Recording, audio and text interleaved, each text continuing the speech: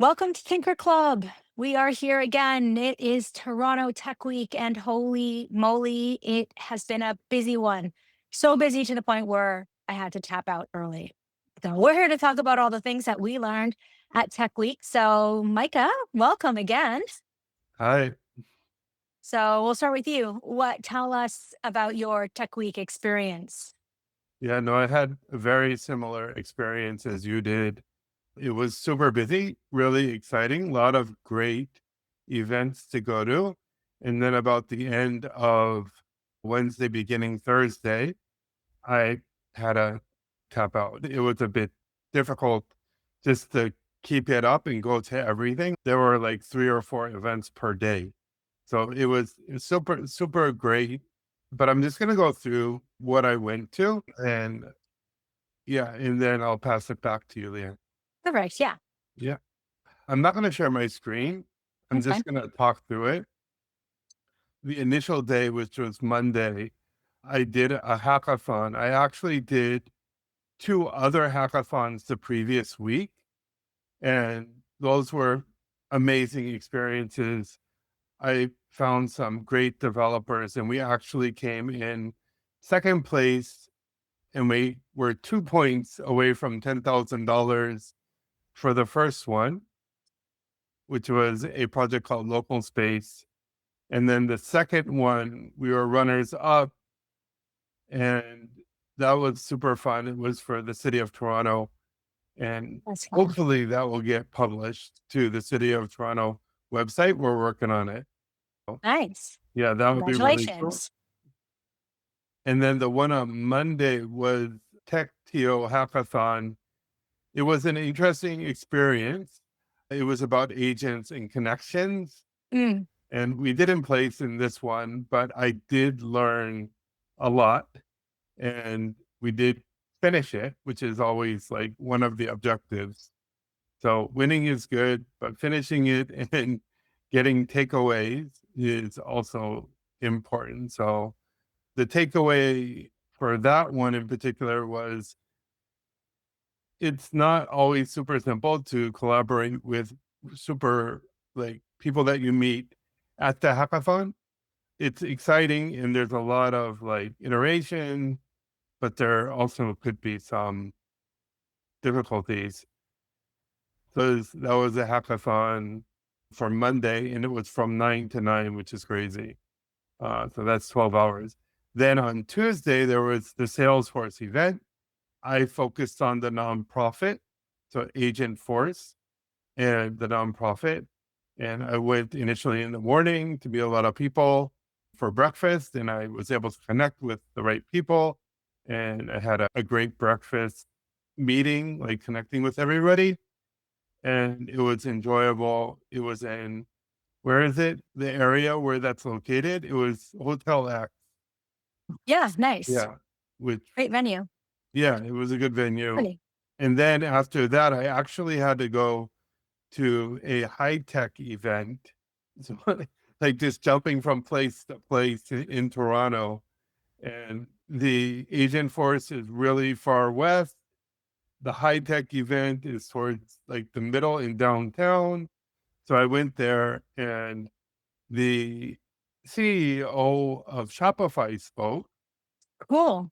Yeah, it was very, very interesting. He talked about family, he talked about corporate life, about Wow. startups, and just the gamut. And he was really like real.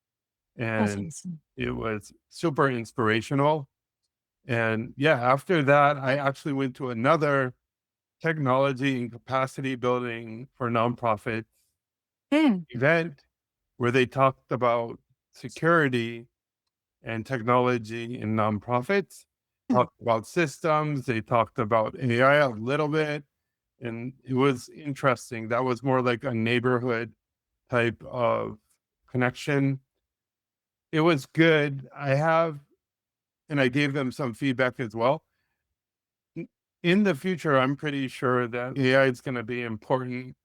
And I think everybody else thinks that as well. But the way it's been presented, it's like a black box. And Mm. you should be very careful when utilizing AI. And I feel that may be not necessarily the right way to go.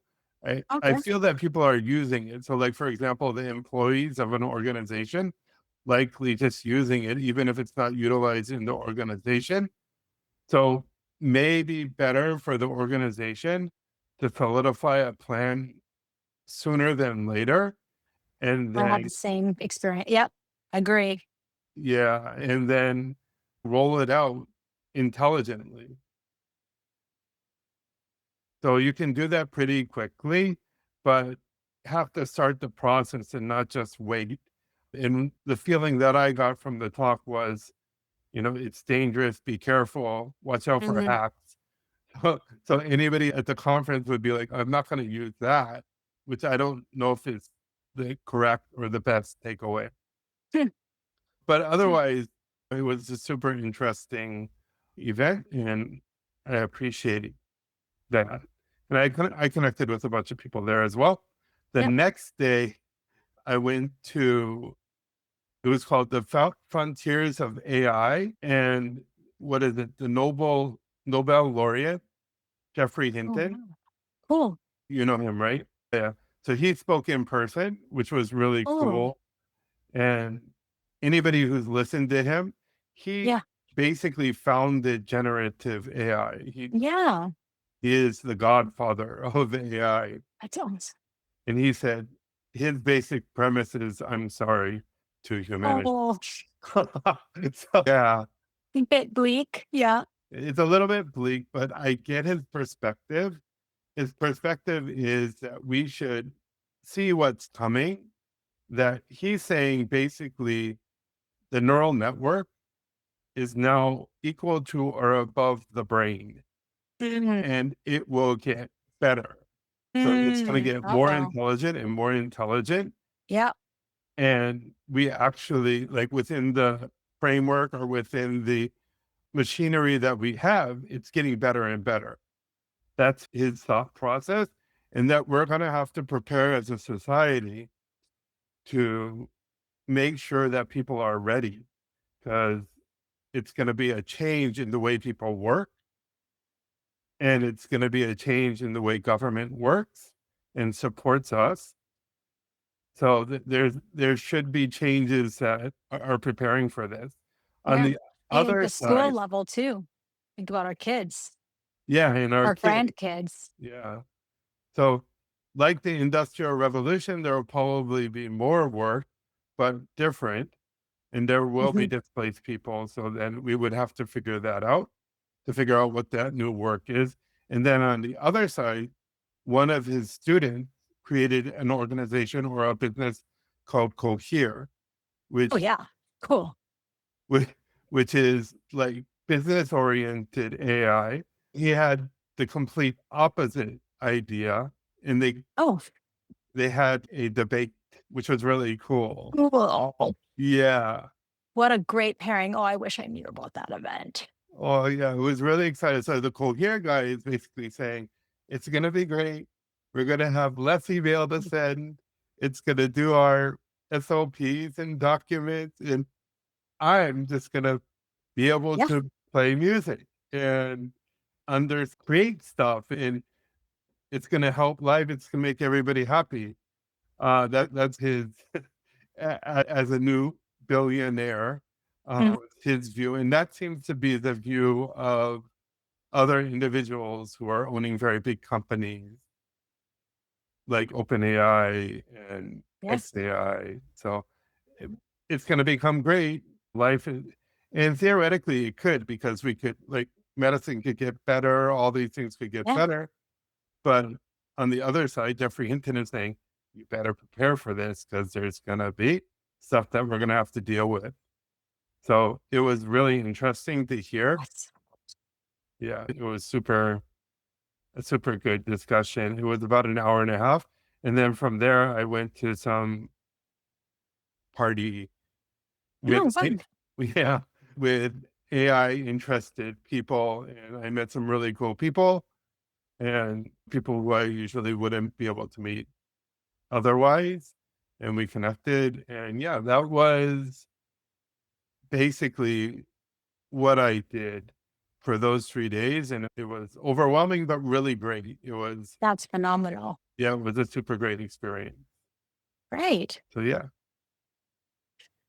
Oh, I have FOMO for that last session. I wish I had a chance to sit in on that one. Wow, that's cool. yeah, So similar thing, right? So Monday was preparing. I did do a presentation on Tuesday at Agentforce World Tour, and I was preparing and was like, ended up trashing the whole thing, and was like, I'm gonna just. It's was meant to create community and celebrate the wins and share tools and just really lean into the Salesforce community. And so I was like, by me speaking one way to people, that's not really what the community experience is about. So I said, I reworked the whole strategy and was like, I'm going to do 50% audience engagement and 50% structured content or just product stuff. And I was just like, I'm just going to let God channel the message through me and I will be the vehicle of whatever needs to be said in the moment. So that was pretty fun. All I did was think about the beginning and the end, and everything that happened in the middle was magic and it flowed. And I asked the tech guys for support to help me tell me when it's 5 minutes before, because now I got to do the wrap up. And it went really well. The Salesforce community is incredible. You're always meeting people and they're always asking for help and they're always willing to give advice and answers. And so it's that information, that free information exchange. And I got a stuffy and then I did a trailhead. So I'll share a couple of the technical things that I learned, but Monday was big, right? So I went to go, like you said, to the West to go pick up my badge because I did not want to worry about the lineups because I heard there was going to be 5,000 people at the event. So I'm like, I have an opportunity as a speaker to pick up my badge early. So I did that. So rode my bike over to get my badge and then rode my bike back over to the East to do the Salesforce Community Pre World Tour kickoff.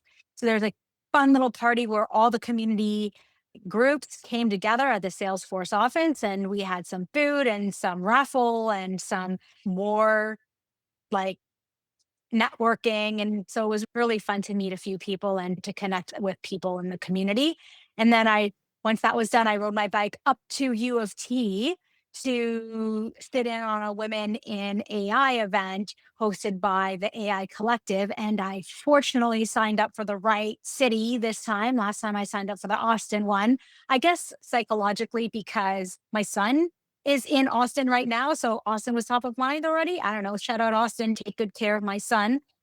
We, it was so going from one community to the next, the power of any community is just, it's the best. And I guess from COVID all the way back to it's taken how many years ago was that? So this long for us to really reconnect with people and get back to in-person stuff. It's welcome, but also I think part of the reason why I'm so excited about it is because I do it only very rarely and in small doses. Excellent panel. Holy smokes. They talked about the economic, the environmental, the spatial, so architecture, how AI is impacting or enhancing all of these areas. And it was a different lens because it was so macroeconomic thinking, and as opposed to like the tactical, what are you working on and what are you automating and what are the benefits for business? It was more the impacts on society. And I thought that was refreshing. So I was very thankful to meet with that group. And then the next day was all day agent force. So it was Salesforce everything. And then Wednesday, I went to a breakfast at the DMZ. So another women in tech and incredible women founders sharing their experience on their startup to scale journey. There is a company, there's a woman, I want to say her name was Patricia, I think. She has a company called Private AI, totally worth looking at because they mask and privatize your data. So, what Salesforce touts is, or the message at Salesforce, the key takeaway from the Salesforce event was your employees to businesses, your employees are using AI right now because it's so democratized. If because you're not giving them the tools, they're using it anyways. And guess what? They're also doing, they're putting your proprietary or your client data into ChatGPT, into Claude, into Perplexity, into Grok. And now all of your company information and your client information is now in these models. They're doing it anyway. So why aren't you giving them access to the tools to what you said before right away? And Salesforce is a good example. We have the ability to use the GPT models, leveraging the business context or client context, but it's also masked, right? So it's going through that trust layer where it's, before it goes into the model, it's stripping out all of those known PII data points, doing the thing it needs to do, and then it comes back to personalize it as you need it to be personalized. It was very compelling. The fact that they made it more affordable and now everybody's learning how to use it. There was the campground where people got hands on keys to get their stuffy, but to build an agent. All they're making it so accessible for people to adopt this technology. So that was the key takeaway from the Salesforce. And then we learned that or it was amplified again at the Women in Tech breakfast. Two other businesses that were showcased there that I do want to give a shout out to. One is another AI first, I think it's more ads. I think it's called Sound Gen. And but it's also music. I wasn't totally sure, but she has Lynn, she won a not a grant, but she won I guess an award or competition or something, $150,000 to Oh, wow. reinvest in her business. So she's bootstrapped the business herself.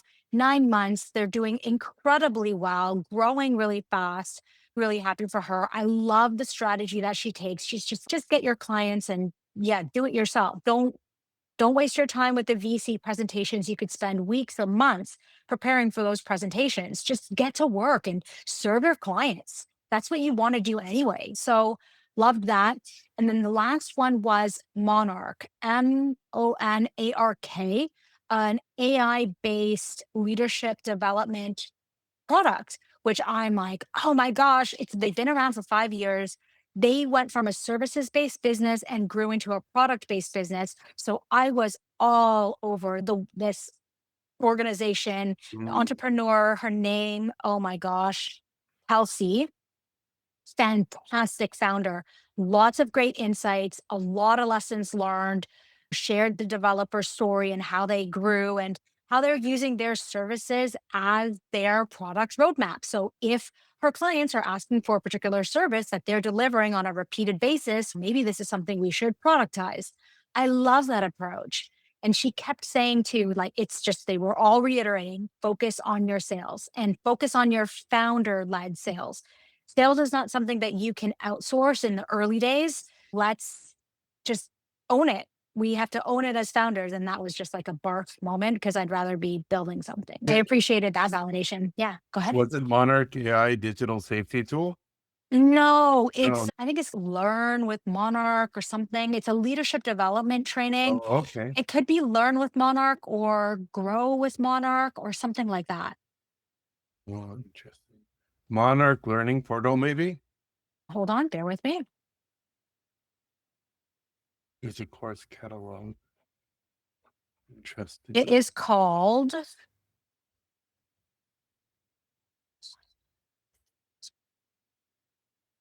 no C, Morak. I thought it was called Lead with Monarch. Lead with Monarch. Got it. Yes, like fantastic. Found it. Yeah. Yeah, they've got a really great way of growing your team, like continuous learning, active learning, setting your leaders up for long term success. And Cool. they do 360-degree assessments, just a lot of leadership development. We built that Art of Leading course, and thought we need to do more with this content and didn't really know where to take it. So we paused it and now we're thinking about picking it back up again. And of course, right when you think about picking it back up again, you meet these people who might be able to help you. And another woman that I met, a founder, she's also fantastic, Danielle from Beyond the Sky, effective corporate training. So she's also Energy. fantastic. Yeah. And there she's looking at building an AI based tool as well for a similar purpose, similar to what Monarch is doing, but it's got a different approach. Anyways, keep an eye out for that. I'll share it as soon as it goes live. It is a very cool, I can't spoil it. I will advocate for it as soon as it comes out. But Beyond the Sky custom learning, really great option for enterprise grade training for leadership, for basically anything like onboarding or anything. They do a really great job. So she gave me some tips and tricks on what we can do to get art of leading out there. So that was the okay. So then the last place I went was super.com. Super.com is it's like a web-based membership, fintech, travel booking, and there's a third pillar to their business that I can't recall right now, but super.com, they shared their playbook for becoming a billion-dollar startup. I am incredibly impressed by this leadership team. Their management team all stepped up to it felt like a masterclass in how to run a development team. So from culture to measuring what matters, how to run effective experiments, how to deal with tech debt, and how to deal with your infrastructure. I couldn't believe how fresh their thinking was. They're psychologically safety first. They advocate for servant led leadership. They measure what will make their engineers more effective. And then I went to their website and just calling it out there, it's all men at their board level and at their leadership level. So just a little bit about the diversity thing. That's the only mark I would give against them. However, I'm telling you, these gentlemen are really creating a space that really advocates for engineers. They're not letting AI slow them down, first of all, Interesting. and they're not letting AI stunt their people development and growth. What they're using it for is to improve their DevOps, improve their quality, improve their. It's more about that than it is about replacing people. They are advocates for interns. So they've got an internship. And then, so of course, I took a look at all their job descriptions being an HR grad, and their job descriptions are the clearest I've ever seen. Mm. Clear, transparent, their expectations are there. How do you know that this job is right for you? All the benefits are there, the salary is there, completely transparent. And to me, that speaks just it's anyway, it's incredible. I was so impressed by what these group of guys are building. I'm Yeah. very impressed. Yeah, no, for sure. It does look pretty impressive. I looked at the website. Yeah. Uh, One of the things you had just mentioned, the AI, what was it? The sound gen. Yeah, tell me Like, about it. that Yeah. story is super compelling. And Yes. so she did some sort of like competition, right? Yep. And I've been doing like the hackathons. There's actually like a place which is called Dev Post where you can find a bunch of hackathons. The hackathon Oh, is not being like you're hacking something, but you're creating something. And they're like the prize could be like 100,000. Like I think that's what you were saying she did, where she won one of these competitions. yes, she Y- did one of these competitions. So it's Yeah, soundgen.ai. Discover the sound of the future of sound. yeah, yeah. So that is a way to go, which seems very interesting. It's to Yeah. it's to create this. Like we created like the local space web page. If we had one, the application, if we had one, there was like that's 10,000 US. It's not enough to like, but it would have provided some incentive to Yeah. move forward on that, which would be It would have been enough to make it live and to possibly generate some revenue and then possibly submit it for other awards. Exactly. Like to me, and yeah, yeah, I think that would have been a perfect thing to do. Reinvest that prize money, take it another step further, and it'll be amazing. Yeah. yeah, super I, interesting. I want to Really, just leave with one last thought. Oh, what were you going to yeah, say? no, Sorry. go ahead.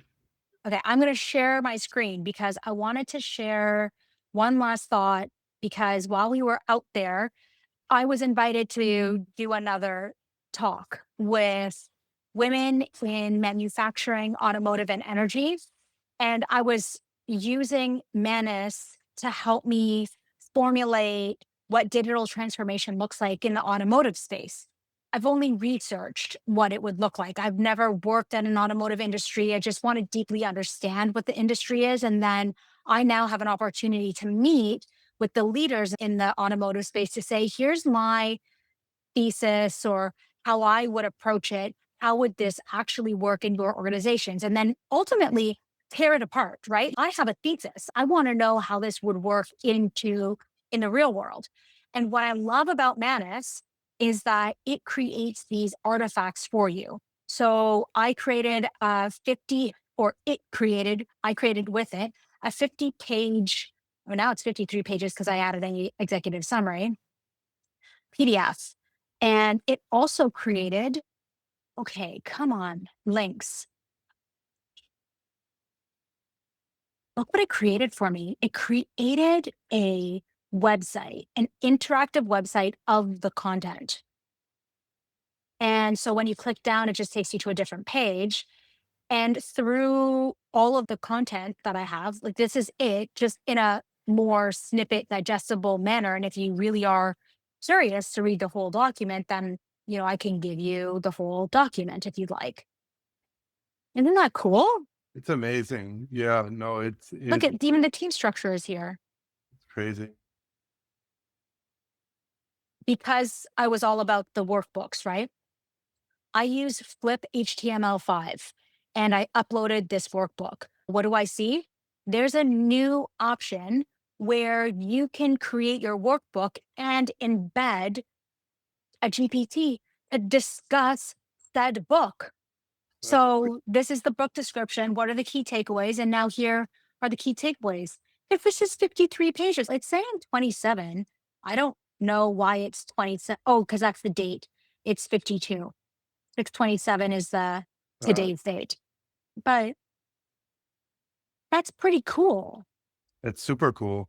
I Yeah. So bottom line is, and then so when I was doing the Agent Force tour and it was hands-on keys to get my stuffy, I opened up as part of the trailhead. So this is the trailhead that I did. I did the customize a service agent with prompts, flow, and actions. This was actually a pretty fun thing to just get your hands dirty. But the prompt builder interface has totally changed. So, in the matter of, I don't know, 5 weeks, I don't think I've been in here in the last 5 weeks. There's this new interface where the prompt looks like this. And if you wanted to actually preview it, so if I pull up Sophia,